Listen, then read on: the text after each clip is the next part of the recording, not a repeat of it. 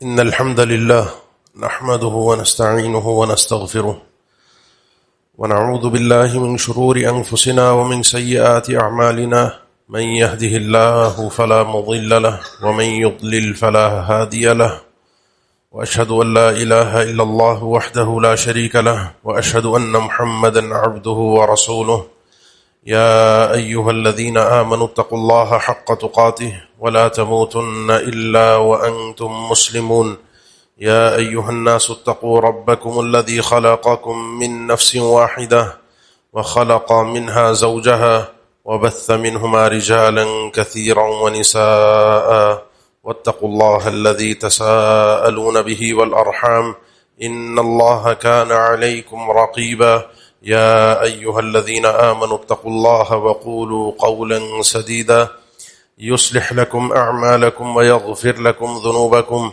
ومن يطع الله ورسوله فقد فاز فوزا عظيما أما بعد فإن أصدق الكلام كلام الله وخير الهدي هدي محمد صلى الله عليه وسلم وشر الأمور محدثاتها وكل محدثة بدعة وكل بدعة ضلالة وكل ضلالة في النار أعوذ بالله من الشيطان الرجيم بسم الله الرحمن الرحيم والذين تبوأوا الدار والإيمان من قبلهم يحبون من هاجر إليهم ولا يجدون في صدورهم حاجة مما أوتوا ويؤثرون على أنفسهم ولو كان بهم خصاصة ومن يوق شح نفسه فأولئك هم المفلحون.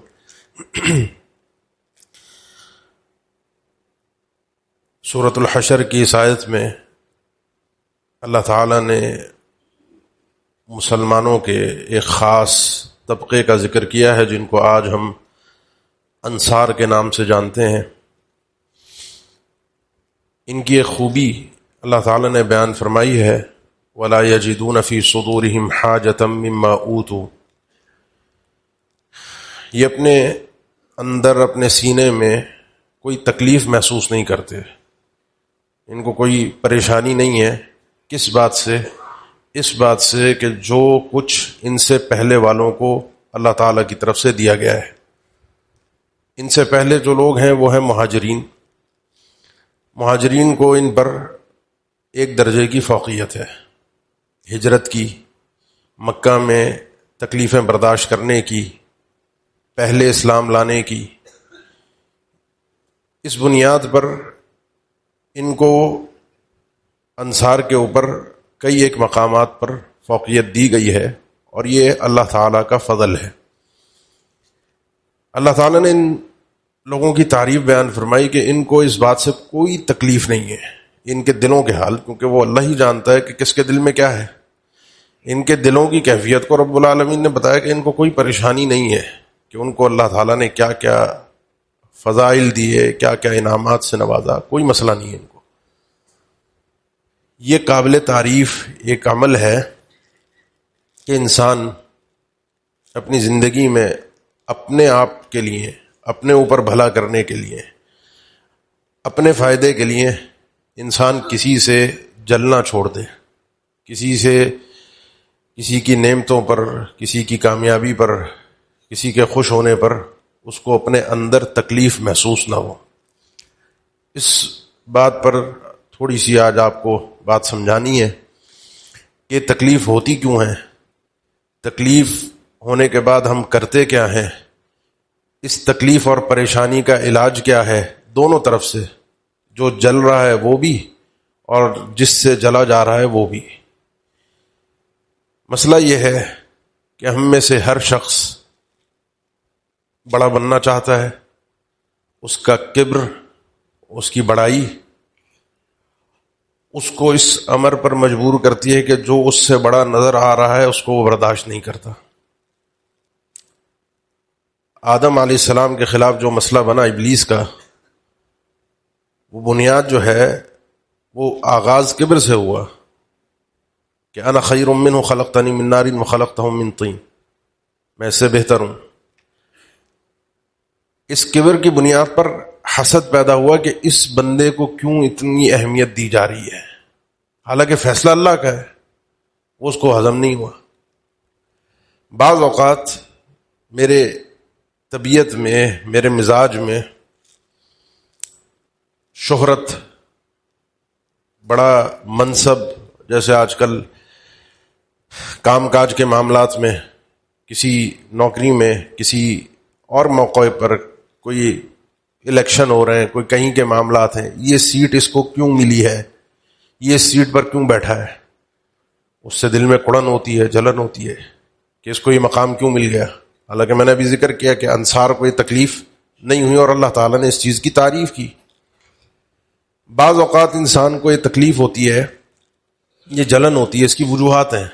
یہ جلن ہوتی ہے، یہ تکلیف ہوتی ہے کیونکہ وہ دو لوگ جو آپس میں ایک دوسرے سے جل رہے ہیں وہ ہم پلہ ہیں، ہم عمر ہیں، ہم منصب ہیں، ایک ہی فیلڈ میں کاروبار ہے، ایک ہی طرح کا، تو اس کی دوسرے کی ترقی سے جلن ہو رہی ہے.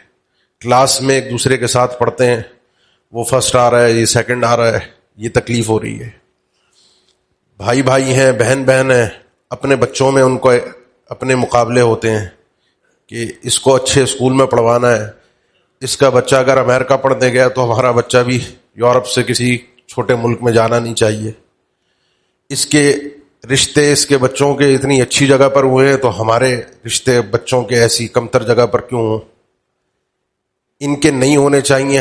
یہ برابری کا جو ایک ہم عمری اور ہم پیشہ، ہم مکتب ہونا، یہ بھی ایک بہت بڑی وجہ ہے انسان کے اندر جلن اور کڑھن کی، کہ انسان برداشت نہیں کرتا کہ اس شخص کے پاس یہ نعمت کیوں ہے. بعض اوقات انسان کو یہ تکلیف اور پریشانی کی نوعیت یوں بھی بن جاتی ہے کہ انسان یہ محسوس کرتا ہے، اس کے اندر یہ چیز آ جاتی ہے کہ آدمی دنیا میں ترقی کر رہا ہے، لوگ اس کی تعریف کر رہے ہیں، لوگ اس کی واہ واہ کر رہے ہیں. اب وہ تعریف اور واہ واہ بندے کو ہضم نہیں ہوتی، وہ چاہتا ہے کہ فوکس مجھ پہ ہو. یہ بہت ساری وجوہات ہیں، چیک کیجئے. بیان کرنے کا مقصد یہ ہے کہ چیک کیجئے کہ کہیں ہے کسی سے کوئی اس قسم کا معاملہ، مجھے ہوتی ہے تکلیف، مجھے کوئی مسئلہ بنتا ہے، ان کی وجوہات میں چیک کروں کہ کیا کیا وجہ ہے. اس وجہ سے تو نہیں، اس وجہ سے تو نہیں، اس وجہ سے، کیونکہ یہ عادت بہت بری ہے، یہ بڑی تکلیف دہ چیز ہے. یہاں پر انسان کو سب سے بڑھ کر نقصان خود اپنے آپ کو ہوتا ہے، جس کی بات آگے آ رہی ہے. تو انسان اپنے آپ کو چیک کرے، میرے اندر کون سی وجہ پائی جاتی ہے. میں اپنے بھائی سے، اپنے دوست سے، اپنے رشتہ دار سے، اپنے پڑوسی سے، اپنے تعلق والے سے، اپنے کلاس فیلو سے، اپنے پارٹنر سے، آس پاس کے لوگوں سے، اپنے بہن بھائیوں سے، کیوں مجھے ان کی خوشی سے، ان کی کامیابی سے، ان کی ترقی سے مسئلہ ہے، مجھے اندر کیوں تکلیف محسوس ہوتی ہے. یہ انسان کو پہلے نمبر پر یہ اس کی وجوہات ہیں. دوسرے نمبر پر آئیے، جب یہ تکلیف محسوس ہوتی ہے تو اس کے بعد انسان کی 3 کیٹیگریز بنتی ہیں. پہلے نمبر پر تکلیف ہوتی سب کو ہے. کوئی یہ کہے کہ مجھے تکلیف نہیں ہوتی، یہ بات یعنی ناقابل ہضم ہے، الا یہ کہ جیسے انصار کی اللہ تعالیٰ نے تعریف کی ہے. بہت کم لوگ اس طرح کے ہوتے ہیں تھوڑے کہ جو کسی کی نعمت کو دیکھ کر ان وجوہات کی بنیاد پر خوش ہو جائے، اور اس کے لیے انسان کو پریکٹس کرنی پڑتی ہے، تربیت دینی پڑتی ہے، اپنے آپ کو یہ سکھانا اور سمجھانا پڑتا ہے کہ سب کچھ اللہ کی طرف سے ہے. پھر اس کے بعد جا کے انسان اس مرحلے پر پہنچتا ہے کہ کوئی کسی کی خوشی سے، کسی کی کامیابی سے، کسی کی ترقی سے اس کو جلن نہیں ہوتی. دوسرے نمبر پر وہ انسان ہے کہ جو جلتا اور کڑتا ہے، تکلیف ہوتی ہے لیکن کرتا کچھ نہیں ہے، نہ اپنی زبان سے، نہ اپنے ہاتھوں سے، نہ اپنے کردار سے کوئی ری ایکشن نہیں دیتا. یہ بھی قابل مذمت ہے. کچھ نہ کرنا بھی، کیونکہ اس دل میں تکلیف محسوس ہونا اصل میں بنیادی وجہ ہے کہ انسان اس سارے قضیے میں اپنے اللہ سے لڑ رہا ہوتا ہے. اس کو اعتراض اللہ پر ہوتا ہے کہ اللہ نے اس کو کیوں دیا ہے، مجھے کیوں نہیں دیا، اس کو کیوں کامیابی مل گئی، اس کو کیوں خوشی مل گئی. انسان کو تکلیف اگلے سے ہو رہی ہوتی ہے. تو انسان جب اس سچویشن پہ پہنچتا ہے، اس مرحلے پر جب انسان پہنچتا ہے، تو پھر وہ کچھ کرے نہ کرے یہ اپنی ذات میں ایک گناہ ہے، کیونکہ وہ خود جل رہا ہے، خود تکلیف محسوس کر رہا ہے، خود کڑن میں ہے، ڈپریشن، پریشانی. آخری عمر میں جا کے پھر اور مزید وقت کے تقاضوں کے ساتھ، عمر کی کیفیت کے ساتھ چیزیں اور بڑھ جاتی ہیں. تو تو اس لیے انسان کو اس کیفیت کو یہیں پر روک دینا چاہیے، چاہے کچھ کرے یا نہ کرے۔ ابن تیمیہ رحمہ اللہ نے ایک بڑی عجیب بات ذکر کی کہ بعض موقع پر انسان کنٹرول کرتا ہے اپنے آپ کو، اللہ کا ڈر خوف ہوتا ہے کہ نہیں کچھ کہنا نہیں ہے، کچھ برا نہیں کرنا، کچھ اس کے خلاف سازش نہیں کرنی، تو انسان خاموشی اختیار کر لیتا ہے۔ وہ بعض موقعوں پر محفل میں بیٹھا ہوتا ہے، جس سے اس کو جلن ہے، اس نے برائی نہیں کی اس کی، اس نے غیبت نہیں کی اس کی، کوئی اور کر رہا ہے، کوئی اور برائی کر رہا ہے، اور شیطان آ کر یہ خیال اس کے دماغ میں ڈالتا ہے کہ چپ ہو جا، تم نے تو برائی شروع نہیں کی، تم نے تو غیبت شروع نہیں کی، لیکن اندر سے ایک سکون محسوس ہو رہا ہوتا ہے کہ جس سے میں جلتا ہوں دیکھو اس کی عزت تار تار ہو رہی ہے، بولیے کچھ نہیں رہا، غیبت کر نہیں رہا، لیکن اس غیبت پر خاموش ہے، اس عزت کے اچھالے جانے پر یہ چپ کر کے بیٹھا ہے۔ یہ خاموشی بھی درست نہیں ہے، کیونکہ اپنے بھائی کا دفاع کرنا، اپنے بھائی کا اس موقع پر دفاع کرنا جس میں اللہ کے نبی صلی اللہ علیہ وسلم کا فرمان ہے کہ پیٹھ پیچھے غیر موجودگی میں کوئی شخص اپنے بھائی کی عزت کا دفاع کرتا ہے، اللہ تعالیٰ اس آدمی کے مقام اور رفعت کو دنیا اور آخرت میں بلند کرے گا۔ تیسری جو کیفیت ہے، تیسری جو کنڈیشن ہے جلنے والے کی، یہ خطرناک ہے، اور اسی کا ذکر اللہ تعالیٰ کے اس فرمان میں ہے جو ہم سورہ فلق پڑھتے ہیں، قل اعوذ برب الفلق من شر ما خلق ومن شر غاسق اذا وقب ومن شر النفاثات في العقد ومن شر حاسد اذا حسد۔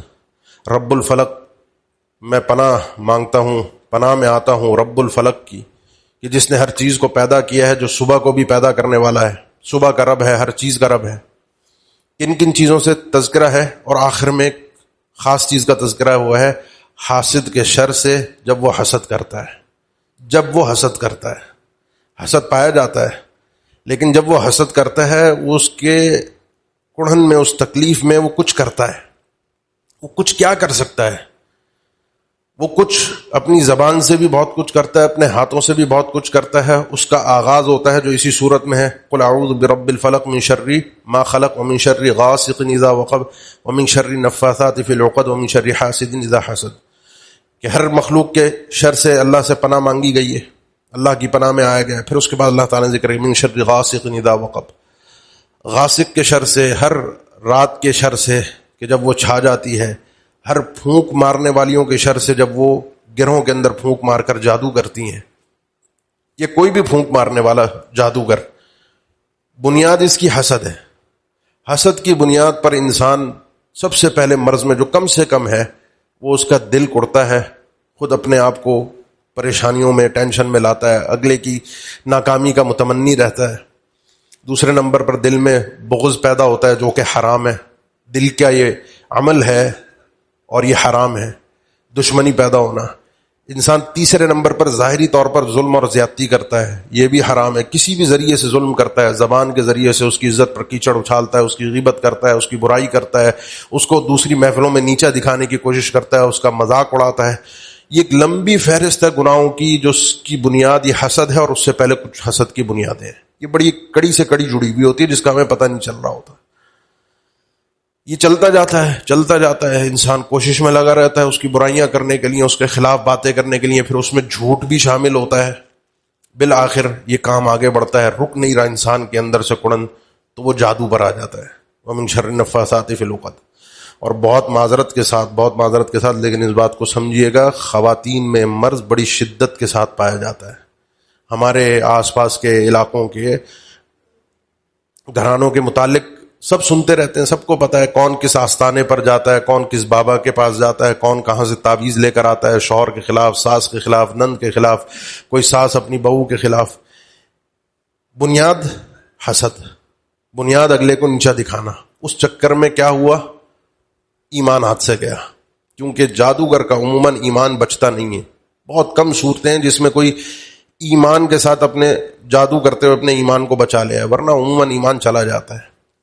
ایسے کیسز سننے میں آتے ہیں، اللہ تعالیٰ معاف فرما دے، اللہ تعالیٰ رحم فرما دے، کہ اس حسد کے چکر میں جب جادو میں لوگ پڑتے ہیں، کیا کیا کفریہ کام کرتے ہیں کہ اس منبر پر میں بیان نہیں کر سکتا۔ اور یہ ہماری ماحول کے لوگ ہیں، کوئی یہ آپ یہ نہ سمجھیں کہ کوئی کسی دوسری مخلوق کی بات ہو رہی ہے، ہمارے ارد گرد کے لوگ ہیں، ہمارے بیچ بیٹھے ہوئے لوگ ہوتے ہیں۔ کیا ہوا، صرف اگلے کو دنیا کے تھوڑے سے معاملے کے اندر نیچا دکھانے کے لیے، ناکام کرنے کے لیے انسان نے اپنے ایمان کو بیچ ڈالا، وجہ حسد تھی۔ ومن شر النفاثات فی العقد ومن شر حاسد اذا حسد، کیونکہ جب انسان حسد کرتا ہے تو جادو کی طرف جاتا ہے.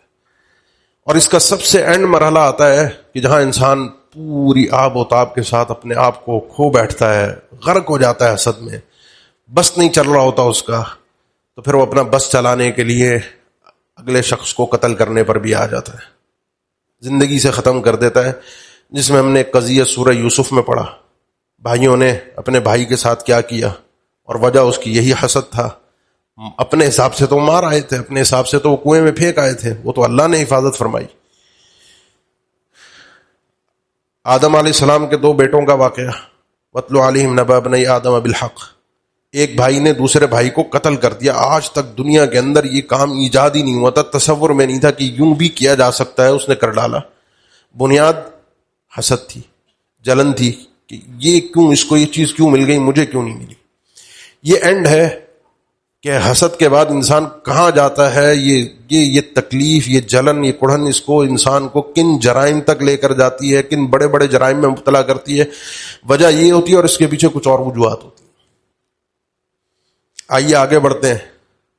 یہ تو چیزیں پائی جا رہی ہیں، اگر آپ چیک کر رہے ہیں، محسوس کر رہے ہیں، اپنے آپ کو اندر سے کچھ ٹٹول رہے ہیں ابھی بیٹھ کر، مرد و خواتین سب، تو اچھی بات ہے کہ آپ کو محسوس ہو رہا ہے کہ میرے اندر یہ مرض پایا جاتا ہے. یہ نہ دیکھیں کہ آپ سے کون جلتا ہے، آپ یہ دیکھیں کہ میں کس سے جلتا ہوں، مجھے کس سے پریشانی ہے، مجھے کس کی ترقی ہضم نہیں ہو رہی، مجھے کس کی خوشی ہضم نہیں ہوتی، مجھے کس کی تعریف ہضم نہیں ہوتی. یہ دیکھیں. اب آئیے علاج کی طرف. بھئی حل کیسے کرنا ہے اس مسئلے کو؟ کیونکہ مسئلہ یہ ہے کہ مجھے اپنے دنیا میں بھی سکون چاہیے، آخرت میں بھی سکون چاہیے. حاسد آدمی جو ہوتا ہے وہ دنیا میں بھی ایک بڑی اذیت میں ہوتا ہے، بڑی تکلیف میں ہوتا ہے.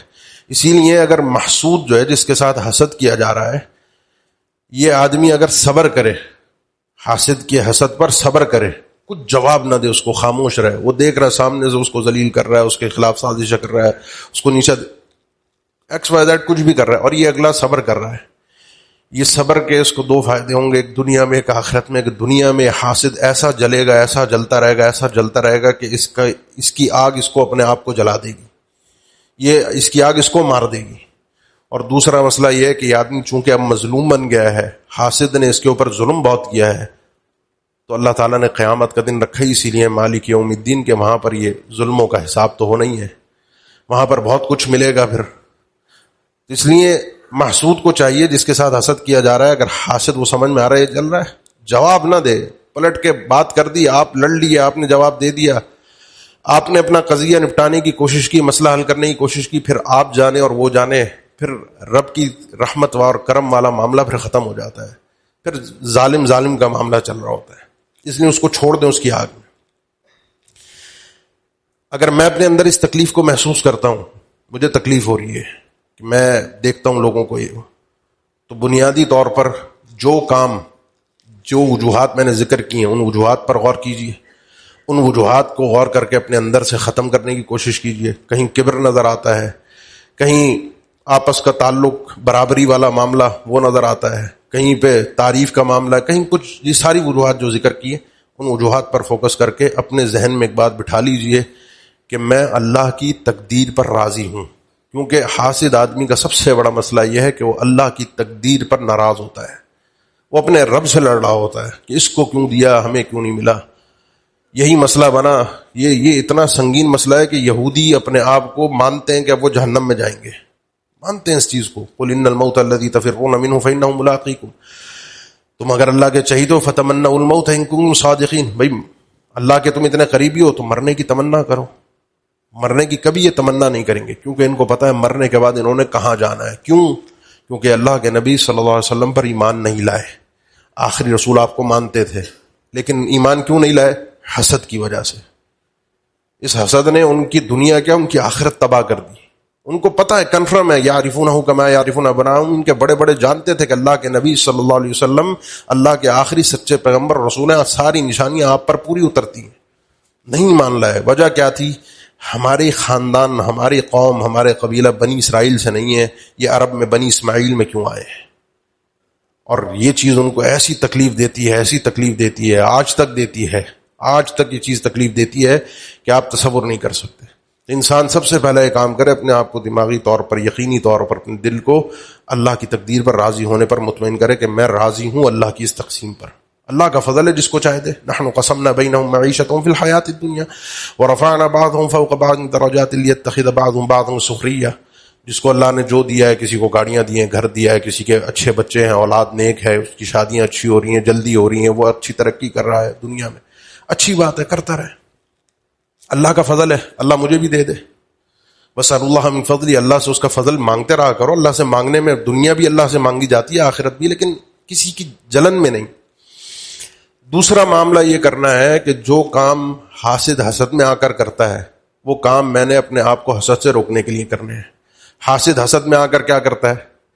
پیٹھ پیچھے برائیاں کرتا ہے، غیبت کرتا ہے، جس کے حوالے سے مجھے تکلیف محسوس ہوتی ہے، اس کے پیٹھ پیچھے اس کی تعریف کر لوں، اس کے لیے اچھے کلمات کہہ دوں، اللہ تعالیٰ سے اس بندے کے لیے دعا کروں جس سے مجھے جلن ہو رہی ہے نا، اس کی مزید ترقی کے لیے۔ اور یہ بڑا اکسیر ہے، یعنی یہ ایسا علاج ہے کہ آپ اللہ تعالیٰ سے دعا کریں جس سے آپ کو تکلیف ہو رہی ہے کہ اللہ اس کو مزید نواز دے، اللہ اس کو مزید عطا کرے، کر کے دیکھیں، یقین جانے ایسے دل کو راحت اور سکون مل جاتا ہے کہ انسان اپنے آپ کو ایسی خوشی میں محسوس کرتا ہے، ایسی راحت میں، ایسی جنت میں محسوس کرتا ہے کہ پتہ نہیں کس قید سے وہ آزاد ہو گیا۔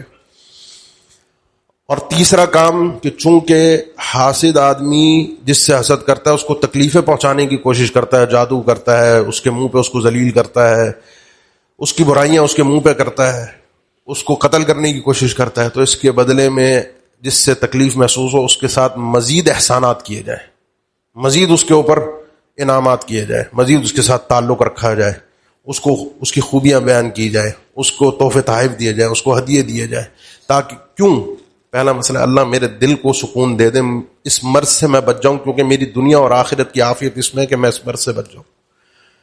وہ آدمی جس کے ساتھ وہ جو محسوس کرتا ہے میرے ساتھ حسد ہو رہا ہے، میرے ساتھ جلا جا رہا ہے، اس آدمی کو چاہیے دو کام کرے۔ ایک تو میں نے درمیان گفتگو ذکر کر دیا، صبر کرے، کیونکہ صبر کا مطلب یہ ہوتا ہے کہ پھر میں نہیں لڑ رہا، پھر اللہ اس بندے سے نپٹے گا، اللہ جانے اور یہ بندہ جانے، ظالم جانے۔ انسان جب یہ سوچتا ہے کہ میری اس بندے کی نیکیاں بھی مجھے مل جائیں گی اگر اس نے مجھے ظلم کیا ہے مجھ پر، اس بندے کے حوالے سے کل قیامت کے دن فیصلے ہوں گے، یہ بھی انسان کو بڑی چیز صبر دیتی ہے۔ اور دوسرا یہ ہے کہ دو کام کیجئے، ایک تو اللہ کوئی نعمت دے رہا ہو، ملنے والی ہو، کسی چیز کی پلاننگ چل رہی ہو، اس کو پھر اظہار نہ کرے آدمی۔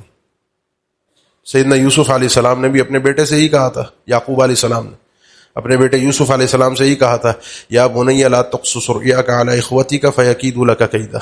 صورتحال تو نظر آ رہی ہوتی ہے نا، تو وہ جو خواب دیکھا ہے اس کی تعبیر بھی پتہ ہے کیا ہے، یہ خواب مت بتانا۔ اگر نعمت کے پورا ہونے سے پہلے پہلے اظہار کر دیا جائے تو تکلیفیں مزید بڑھ جاتی ہیں۔ اور وہ اللہ کے نبی صلی اللہ علیہ وسلم کا فرمان بھی ہے، اس کی سند پہ کچھ اہل علم کا کلام بھی ہے، لیکن حدیث صحیح ہے کہ استعینوا علی انجاء الحوائج بالکتمان فإن كل ذی نعمت محسود۔ اپنی ضرورتوں کو پورا کرنا ہو تو چھپا کر پورا کیا کرو، اپنے معاملات کو تھوڑا سا ہر ایک کو بتانے کی ضرورت نہیں ہوتی، اسٹیٹس لگانا، فوراً دنیا کو خبر دینا، کہاں گئے، کیا کیا، دنیا میں کہاں جا رہے ہو، کہاں کا ویزا لگ گیا، کدھر گھومنے کے لیے جا رہے ہو، کیا ابھی نہیں بتاؤ۔ فإن كل ذی نعمت محسود، کیونکہ جس کے پاس نعمت ہوتی ہے عام طور پہ اس کے ساتھ حاسدین کا مسئلہ چکر رہتا ہی ہے، یہ ہے۔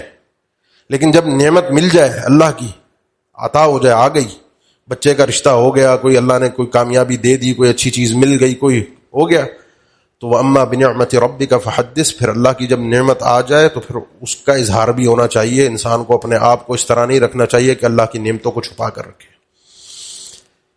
اس کے بعد وہ لوگ جو گھر کے بڑے ہیں، والدین ہیں، ماں باپ ہیں، کوئی ٹیچر ہے، اسکول میں بچوں کو پڑھاتے ہیں، آپ کے سامنے بہت سارے بچے مدرسے کے استاد ہیں، ان کا بھی ایک بہت بڑا ہاتھ ہوتا ہے اپنے ماتحت، اپنے بچوں میں، اپنے کلاس کے بچوں کے اندر یہ مرض پیدا کرنے کا۔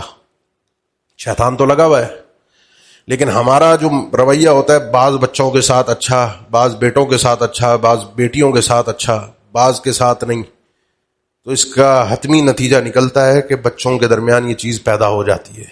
یہ کلاسز کے اندر بھی ہوتا ہے، اسکولز مدرسوں کے اندر بھی ہوتا ہے، یہ گھروں کے اندر بھی ہوتا ہے، خاندان میں بھی ہوتا ہے، ماں باپ کی طرف سے ہوتا ہے، کہ وہ اپنے بچوں کے درمیان یہ ناانصافی کرتے ہیں. محبت، دلی محبت کسی سے بھی زیادہ ہو سکتی ہے، یہ انسان کے اختیار میں نہیں ہے. آپ کا کسی بچے کی طرف زیادہ میلان ہو جائے، محبت ہو جائے، وہ آپ کے اور میرے اختیار میں نہیں ہے. لیکن ظاہری عطا میں، ظاہری چیزوں کے اندر فرق کرنا یہ میرے اختیار میں ہے، اور اسی لیے یہی چیز مصیبت بنتی ہے. بعض اسلاف کے بارے میں آتا ہے، بعض کے بارے میں، کہ اگر وہ اپنے ایک بچے کو پیار کرتے تھے تو باقی بچوں کو بھی بلا کر زبردستی پیار کرتے تھے، کہ اس پیار کرنے میں کہیں ایسا نہ ہو کہ میں ناانصافی کر بیٹھوں اور قیامت کے دن میرا حساب ہو. تو اس لیے یہ عدل کرنا بھی ضروری ہے. آخری بات، اور وہ یہ ہے کہ اللہ کے نبی صلی اللہ علیہ وسلم نے، مسند احمد کی حدیث ہے، کئی بار آپ نے اس ممبر سے سنی ہوگی، حسن درجے کی حدیث ہے، کہ آپ صلی اللہ علیہ وسلم نے فرمایا یتلو علیکم من هذا الفرج رجل من اہل الجنہ. ابھی تمہارے سامنے اس راستے سے ایک آدمی آئے گا جو کہ جنتی ہوگا. سنی ہوئی حدیث آپ نے. ایک صحابی کو اٹھے، پہلی چیز یہ سمجھیے گا کہ انہوں نے یہ جاننے کی کوشش کی یہ آدمی کیوں جنتی ہے. اس سے جلن نہیں ہوئی، اس سے کڑن نہیں ہوئی کہ یہ کیوں بن گیا، میں کیوں نہیں بنا، اس کو کیوں مل گیا، مجھے کیوں نہیں ملا. اس آدمی نے چاہا کہ یہ آدمی کیوں بنا، وہ وجہ میرے پاس، یہ بھی جائے میں بھی جاؤں گا جنت میں.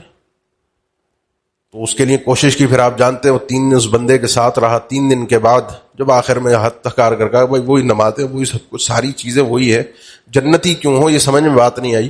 اس آدمی نے کہا میرا معاملہ یہ ہے کہ میں اپنے دل کے اندر انی لا اجد فی قلبی غشا ولا حسدا علی خیر اعطاہ اللہ ایہ لاحد من المسلمین. میں اپنے دل میں کسی ایک مسلمان کے لیے یہ 2 بیماریاں اپنے دل میں نہیں رکھتا. ایک، کسی کے لیے کوئی دھوکہ، منہ پہ کچھ دل میں کچھ. دوسرا، کسی سے کچھ جلنا، حسد کرنا کہ اللہ نے کسی کو کوئی خیر دی ہے اور میں اس سے جلتا رہوں. بعض روایات میں معافی کا بھی تذکرہ ہے، کسی نے کوئی ظلم اور زیادتی کی میں اسے معاف کر دیتا ہوں، درگزر کر دیتا ہوں. اس سے ہوتا کیا ہے؟ اس سے ہوتا یہ ہے کہ جو چیز اصل ہے جس میں ہمیں شریعت نے تعلیم دی ہے کہ ایک دوسرے سے آگے نکلو، لا حسد الا فی اثنتین. میں اگر کسی کی طرح بننا چاہتے ہو، کسی کے جیسا بننا چاہتے ہو اور اس طرح کہ اس سے نعمت نہ چھینے، تو وہ دنیا کی کسی چیز میں کسی کی طرح بننے کی تمنا مت کرو. کوئی چیز ایسی نہیں ہے دنیا کی کہ جس میں انسان یہ تمنا کرے کہ اللہ مجھے اس جیسا بنا دے، اس کے پاس اتنی دنیا ہے، یا لیت لنا مثل ما اوتی قارون انہ لذو حظ عظیم. یہ ہے ہی نہیں دنیا کا. دنیا میں کسی کو دیکھ کر اس کی طرح بننے کی تمنا کرنا درست ہے ہی نہیں. یہ قانون الہی کے خلاف ہے، یہ اللہ کے بنائے ہوئے سسٹم کے خلاف ہے. کرنا کیا ہے؟ کرنا یہ ہے کہ اگر کسی کو دیکھ کر اس کی طرح بننے کی خواہش دل میں پیدا ہو، کسی کو دیکھ کر اس کی طرح بننے کی خواہش دل میں پیدا ہو، تو وہ 2 کام ہیں. اگر کسی کو اللہ نے قرآن دیا ہے اور وہ صبح شام قرآن کے ساتھ لگا ہوا ہے، بعض روایات میں حکمت کے الفاظ ہے، علم عطا کیا ہے اور وہ لوگوں کے درمیان فیصلے کرتا ہے، اللہ کا دین پہنچاتا ہے. دوسرا وہ آدمی جس کے پاس مال ہے اور وہ مال صبح شام اللہ کی راہ میں خرچ کرتا ہے. مطلب کیا ہے؟ مطلب یہ ہے کہ ہر وہ چیز جو کسی انسان کو جنت تک پہنچا سکتی ہو، ہر وہ چیز، اس میں کوشش کرنا کہ تم پہلے پہنچنے کی کوشش کرو کہ اللہ جنت میں اس سے پہلے پہنچ جاؤں. بس یہ ہو سکتا ہے. باقی دنیا کی کوئی چیز ایسی ہے ہی نہیں کہ جس میں انسان کسی سے جلے اور کہے کہ مجھے مل جائے. یہ دنیا فانی ہے، میں نے بھی چھوڑ کر جانا ہے، وہ بھی چھوڑ کر جائے گا، یا وہ چیز اسے چھوڑ کر چلی جائے گی. یہ جلنا، میرا کسی سے تکلیف میں مبتلا ہونا، یہ میرے نامہ اعمال کو خراب کر دے گا. کیونکہ یہ حسد نیکیوں کو ایسے ہی کھا جاتا ہے. اللہ کے نبی صلی اللہ علیہ وسلم نے فرمایا جیسا کہ آگ لکڑی کو کھا جاتی ہے، ایسی بھسم ہوتی رہتی ہے. کہ اس میں انسان ظلم کرتا ہے، اس میں انسان وہ گناہ کرتا ہے کہ جن گناہوں کی وجہ سے اس کو اپنی نیکیاں، اپنی نمازیں، اپنی دعائیں، اپنے صدقات، اپنے ذکر و اذکار، اپنی تلاوت، اپنا اچھا اخلاق، یہ سارا اجر بانٹنا پڑے گا اس آدمی سے جس سے میں جلتا رہا. اس سے بڑی اور کیا بدنصیبی ہوگی کہ دنیا میں بھی اس سے جلتا رہا اور آخرت میں بھی اپنی نیکیاں اس کو دینی پڑیں. اللہ ہم سب کو اس بیماری سے محفوظ فرمائے. اقول قولی ھذا واستغفر اللہ لی ولکم. آخر دعوانا ان الحمد للہ رب العالمین. الحمد للہ علی احسانہ والشکر لہ علی توفیقہ وامتنانہ، واشهد ان لا اله الا الله وحده لا شريك له تعظيما لشأنه، واشهد ان محمدا عبده ورسوله الداعي الى رضوانه صلى الله عليه وعلى اله واصحابه واخوانه وسلم تسليما كثيرا. اما بعد، پتہ نہیں کون کون لوگ کس طرح کے مجھ سے جلتے ہیں. مجھ سے مراد ہم سب سے، اور کس سے میں جلتا ہوں مجھے بعض اوقات پتہ بھی نہیں چلتا. تو دونوں چیزوں کے حوالے سے میں نے ذکر کیا لیکن دونوں چیزوں کے حوالے سے ایک خاص علاج بھی ہے، اور وہ ہے اللہ سے توفیق مانگنا، دعا کرنا، کیونکہ دلوں کے معاملات اللہ کے ہاتھ میں ہیں، اللہ کے اختیار میں ہیں۔ یہ نیکی کی طرف، بھلائی کی طرف، برائی سے پھیرنا، یہ اللہ کی قدرت میں شامل ہے۔ انسان کوشش کرتا ہے، اللہ راہ دکھا دیتا ہے، اور اس میں بہترین سے بہترین چیز جو ہمیں عطا کی گئی ہے وہ اللہ تعالیٰ کا یہی فرمان ہے، قل اعوذ برب الفلق من شر ما خلق ومن شر غاسق اذا وقب ومن شر النفاثات في العقد ومن شر حاسد اذا حسد۔ ان کلمات کی تاثیر اس وقت ہوتی ہے کہ جب انسان کے دل و دماغ میں پڑھتے وقت معنی اور مفہوم ذہن میں ہو، اللہ سے تعلق، اللہ پر یقین پورا ہو۔ جتنا یقین ہوگا اتنی تاثیر محسوس کرے گا۔ صبح شام 3 دفعہ پڑھنا، ہر نماز کے بعد 1 دفعہ پڑھنا، رات کو سوتے وقت 3 دفعہ اللہ کے نبی صلی اللہ علیہ وسلم اپنے اوپر پڑھ کر، اس کے ساتھ اور 2 صورتیں بھی ہیں، قل هو اللہ احد اور قل اعوذ برب الناس، یہ پڑھ کر دم کرتے تھے۔ تو اس صورت کو، اس کا مطلب یہ ہے کہ آپ اپنی زندگی میں شامل کریں۔ یہ نظر بد کا بھی علاج ہے، جادو کا بھی علاج ہے، یہ اس گھٹیا بیماری کا بھی علاج ہے جو میرے اندر پائی جاتی ہے۔ میں اپنے آپ کو بھی اس سے بچانے کے لیے پڑھوں، اور اگر میرے ساتھ یہ معاملہ ہو رہا تو اللہ تعالیٰ مجھے محفوظ فرمائے گا حاسدین کے حسد سے، ان کے قید سے، ان کے شرور سے، ان کی مکاریوں اور ان کی دشمنی سے اللہ تعالیٰ ہم سب کو محفوظ فرمائے گا۔ تو اللہ سے انسان دعا کرے، اللہ تعالیٰ ہم سب پر اپنا خاص رحمت اور کرم والا معاملہ فرما دے۔